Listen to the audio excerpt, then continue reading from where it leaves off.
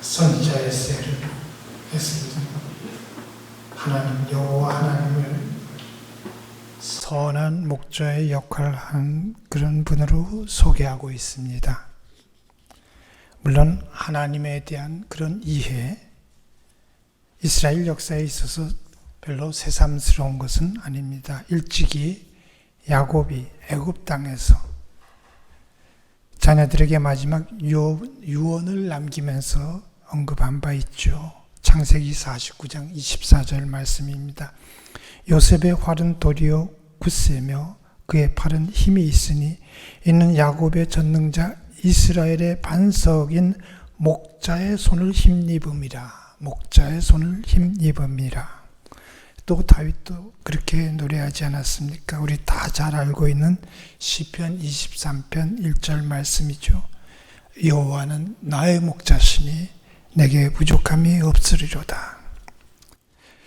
그러나 실제로는 대부분의 경우 하나님께서는 목자들을 세우십니다. 그리고 그 목자들에게 하나님의 양떼라고 할 수 있는 이스라엘 백성들을 돌보는 그 일을 맡기셨는데 문제는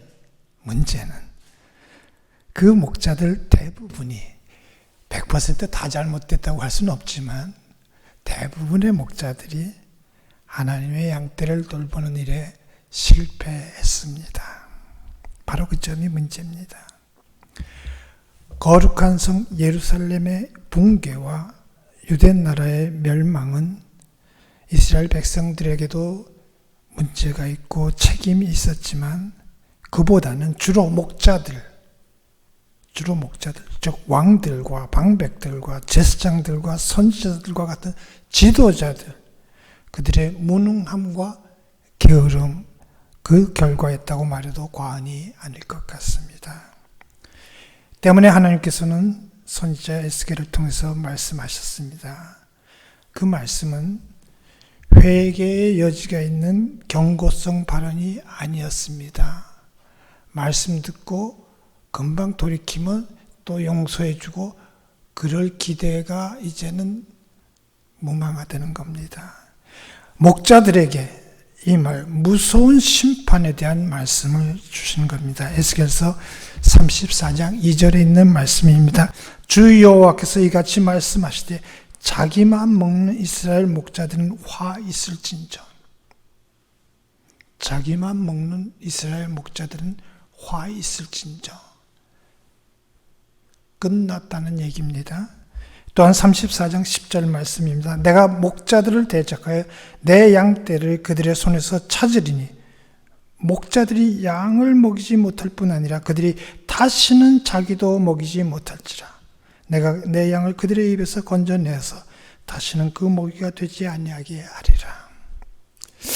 자, 그렇다면 하나님께서 왜 목자들에 대해서 일단은 그들에게 중요한 사명을 맡길 정도로 믿었던 그 목자들에 대해서 그토록 무섭게 화를 내시는 건가? 그 까닭은 그들로 인해서, 목자들로 인해서 이미 너무나도 커다란 손실이 발생했기 때문입니다.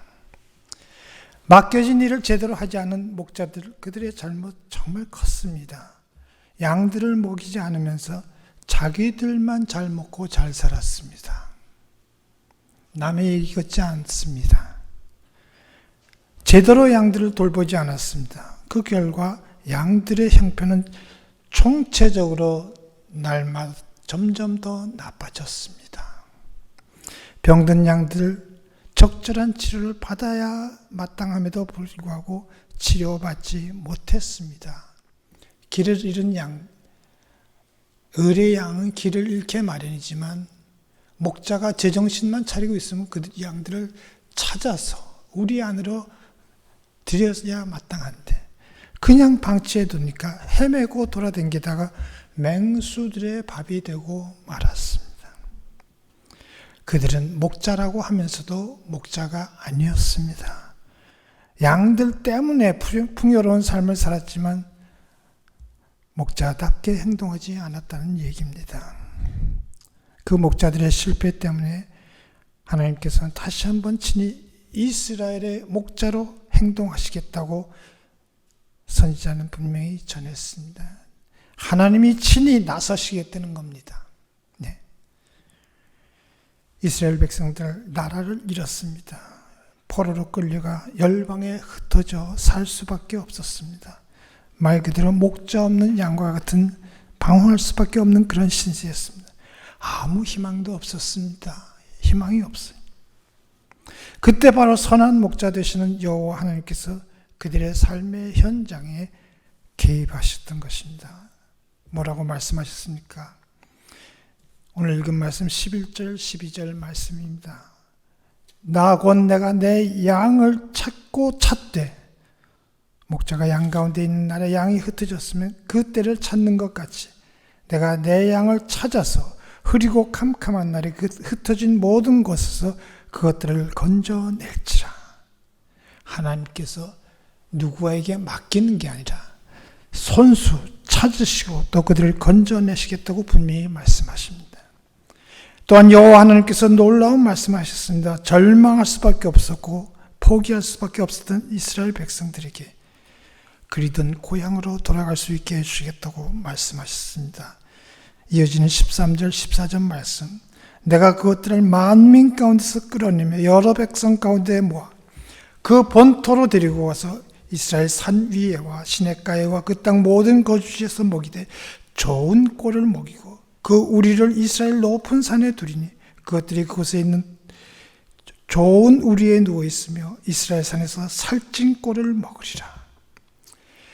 하나님께서 손수 그들을 찾으시고 또 그들을 수렁에서 건져내실 뿐 아니라 살찐 꼴을 먹이고 그리운 고향 땅으로 그들을 데리고 가서 거기서 참 평안을 누릴 수 있게 해주시겠다고 분명히 약속하셨습니다. 다짐하듯이 그 하나님께서 또한 말씀하셨습니다. 뭐라고 말씀하셨어요? 친히 그들의 목자가 되어주시겠다고 분명히 말씀하셨습니다. 내가 친히 내 양의 목자가 되어 그들을 누워있게 할지라. 주 여호와의 말씀이니라. 이스라엘 백성들을 향해서 여호와 하나님께서 내 양이라고 부르십니다. 그리고 그 양의 참 목자가 되어주시겠다고 분명히 약속하셨습니다. 나라를 잃고 머나먼 땅에 포로로 끌려가 헐벗고 굶주린 그들로서는 참으로 감격할 수밖에 없는 선한 목자의 음성이었습니다. 하나님께서는 선지자를 통해서 다시 한번 그 약속의 말씀을 들려주셨습니다. 그 음성을 듣는 오늘 우리로 하여금 그 목자 예수 그리스도의 자비로우신 모습을 떠올리게 하는 말씀이 아닐 수 없습니다. 오늘 읽은 말씀 16절 마지막 절 말씀입니다. 그 잃어버린 자를 내가 찾으며 쫓기는 자를 내가 돌아오게 하며 상한 자를 내가 싸매주며 병든 자를 내가 강하게 하려니와 살찐 자와 강한 자는 내가 없애고 정의대로 그것들을 먹이리라. 여기서 또한 우리가 주목하지 않을 수 없습니다. 하나님께서는 모든 일을 친히 하시겠다고 말씀하셨습니다. 내가 찾으며 내가 돌아오게 하며 내가 싸매주며 내가 강하게 하겠다고 분명히 말씀하셨습니다. 누구에게 미루지 않으십니다. 그 옛날 이스라엘 백성들로서는 다만 은혜 받기만 하면 되는 것이었습니다. 어찌 보면 오늘 우리도 마찬가지입니다. 은혜 받기만 하면 되는 거예요. 뭐나 해보겠다고 우리가 나설 이유가 없단 말입니다. 살찐 자와 강한 자도 하나님께서 친히 없애주시겠다고 분명히 말씀하셨습니다. 이 말씀은 사람들이 직접 나설 필요도 없고 사람들이 나서 싸울 이유도 없다는 것입니다. 그렇다면 여호와 하나님께서는 왜 이스라엘 백성들에게 그렇게 집착에 가깝도록 집중하시는 건가? 좀 궁금합니다. 그 까닭 구원이 바로 유대인에게서 이스라엘 백성들에게서 나오기 때문입니다. 수가성 오물가에서 우리 주님이 여인에게 말씀하셨습니다. 요한복음 4장 22절에 있는 말씀, 너희는 알지 못하는 것을 예배하고 우리는 아는 것을 예배하는 이는 구원이 유대인에게서 남이라. 이는 구원이 유대인에게서 남이라. 선민이라는 것은 목적이 있어 택하신 것입니다. 온 인류에게 하나님의 복을 나눠주기 위한 통로로 저들은 선택된 것입니다. 그렇기 때문에 비록 저들 자신들이 잘못해서 지금 상황이 악화됐지만 그래도 하나님의 큰 뜻을 이루시기 위해서는 그들을 건질 수밖에 없고 건지셔야만 했던 겁니다. 그래서 친히 나셨습니다. 때문에 하나님께서는 다윗을 목자로 세우셔서 자기 백성 이스라엘 정의와 공의로 다스리겠다고 말씀하셨던 것입니다. 역사 속에서 하나님께서 하나님을 대신해서 세상을 다스릴 지도자로 세우신 인물이 대표적인 인물이 셋이 있습니다. 제일 먼저 아담이 있고 그리고 모세가 있고 다윗 이렇게 세 인물입니다. 본래 첫사람 아담은 자기 가정을 비롯하여 하나님의 창조 세계를 하나님께서 지으신 바 그 아름다운 평화로운 그런 세계로 이끌어야 마땅했습니다. 근데 그가 어떻게 했어요? 하나님께서 금하신 선악과를 딱 먹음으로써 그 사명을 헌시짝처럼 내버렸습니다. 쳐버렸어요. 그리고 그가 한다는 얘기는 자기가 잘못한 게 아니라 아내 때문에 그렇게 됐다고. 아마도 아담은 많은 비난을 받아 마땅하지만 결정적인 건 바로 이 부분인 것 같습니다. 아내 때문에 그랬다. 분명히 알아야 할 것은 아담처럼 남 탓하는 사람, 그 어떤 사명도 제대로 감당할 수 없다는 사실 오늘 우리도 분명히 알아야 합니다. 그 다음으로 모세가 있죠. 이스라엘 백성들 애굽에서 종살이하고 있는 중에 하나님의 백성의 자리로 이끌어낸 지도자였어요. 지금도 이스라엘 사람들은 이 모세 가장 존중하고 존경한다고 누구나 이구동성으로 얘기합니다. 그 모세의 인도와 가르침에 따라 이스라엘 백성들은 종의 자리에서 벗어날 길 없던 그 자리에서 하나님의 자녀로 살아가도록 하는 그 자리로 옮겨졌기 때문에 그 자리에 걸맞도록 훈련을 받아야 합니다. 그랬죠. 그래야만 장차 인류 구원을 위한 거룩한 백성, 선택된 백성으로서 헌신할 수 있게 까닭에. 근데 그들이 어떻게 했어요? 남과 북으로 갈라서 서로 싸우다가 시차는 좀 있었지만 양쪽 다 멸망하고 말았어요. 이스라엘의 지도자들은 하나님께서 주신 사명을 완수하지 못하고 결국 자기도 버림받고 자기를 따르는 백성들도 다 버림받게 되었던 것입니다. 그랬던 이스라엘 백성들이 회개하고 하나님께 돌아올 때 하나님께서는 그들을 회복시키시고 회복된 그들을 다스리도록 다윗을 다시 왕위에 오르게 하시겠다고 말씀하셨습니다. 에스겔서 34장 24절에 그렇게 말씀하셨어요. 다윗이 어떤 인물입니까? 자기 백성을 사랑하고 맡겨진 사명을 끝까지 감당하기 위해서 참으로 모범적인 일꾼으로서의 모습을 보였던 인물 아닙니까? 그렇기 때문에 하나님께서는 역대 이스라엘 왕들에게 바로 그 다윗을 본받으라고 누차 말씀하셨던 것입니다. 하나님께서는 장차 올 그 하나님 나라 다스릴 왕으로 다윗 왕을 언급하셨죠. 이 말씀은 다윗의 왕위에 앉으신 그리스도께서 이스라엘 백성들뿐 아니고 열방의 모든 만민 하나님 나라 백성들로 구원하시겠다는 말씀이 아닐 수 없습니다.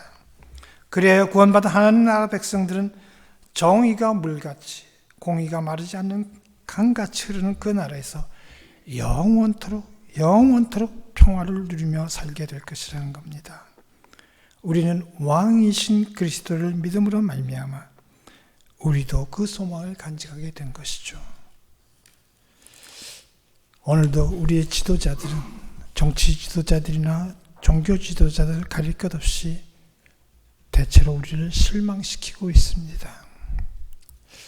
더욱 안타까운 것은 그들은 자신들이 실패했다는 사실조차 모르고 있는 것 같다는 것이 더 안타까운 일입니다.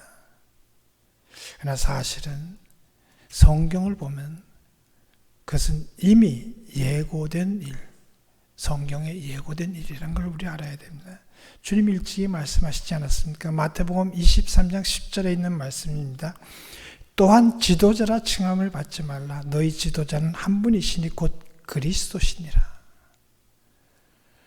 요 욕심만 내려놔도 오늘 우리가 안고 있는 많은 문제가 봄눈 녹듯이 녹아버릴 겁니다. 스스로는 무거운 짐이라고들 떠들어대면서도 그 자리를 못 얻어서 별의별 짓들을 다 하고 있습니다. 하지 말래시잖아요. 그렇게 칭함도 듣지 말라고 하시잖아요. 지도자 되려고 하지 말래잖아요. 지도자는 그리스도밖에 없다는 거예요. 또한 분명히 말씀하시죠. 요한복음 10장 11절 말씀, 나는 선한 목자라. 선한 목자는 양들을 위하여 목숨을 버리거니와. 목자들 중에서 양들을 위해서 목숨을 버리는 목자가 있다면 모든 것 다 제쳐두고 우리 따를 수 있을 것입니다. 에스겔 선지를 통해서 말씀하셨듯이 목자가 양을 자기의 배를 채우는 수단으로밖에 생각하지 않는 시대가 그때나 지금이나 비슷합니다. 그렇게 보면 애당초 믿고 의지할 대상이 되지 못하는 대상에게 기대를 걸었던 것이 우리의 결정적인 실수가 아닌가 생각됩니다. 여러분, 그러나 너무 낙심하거나 절망할 것은 아닙니다. 그럴 필요는 없습니다. 우리에게는 참 소망이 있기 때문에 하는 말입니다. 우리의 선한 목자가 되시고 바로 죽었던 우리를 살리시기 위해서 친히 십자가에 못 박히사 피 흘려 죽으신 예수 그리스도 우리 주님이 우리와 함께 계시지 않습니까? 오늘은 교회가 전통적으로 그리스도가 왕이심을 선포하는 복된 주일입니다. 그리스도가 왕. 이 말은 교회가 종종 그리스도를 제껴놓고 제멋대로 하려고 들었다는 얘기도 됩니다. 역설적으로. 그러나 교회는 항상 잊지 말아야 될 것은 왕은 그리스도십. 그리스도밖에 왕은 없다는 사실을 잊지 말아야 됩니다. 우리 한 사람 한 사람의 행복이 어찌 보면 이것을 우리가 인식하고 있느냐 여부에 따라서 결정된다고도 말할 수 있습니다. 그분을 왕으로 모셨을 때는 문제가 없습니다. 그분이 왕이 아니라 내가 왕이 되려고 할 때 아무것도 아닌 것들이 큰 문제로 우리를 짓누르게 되는 겁니다. 네. 왕이신 그리스도, 그분, 그 주님을 우리의 삶의 진정한 주인으로 왕으로 모시고 그 주님 말씀을 믿고 온전히 따름으로 말미암아 지금 여기서부터 하나님 나라 백성답게 하늘의 평강을 마음껏 누리는 참으로 복된 주님의 제자들이 다 될 수 있기를 간절히 바랍니다.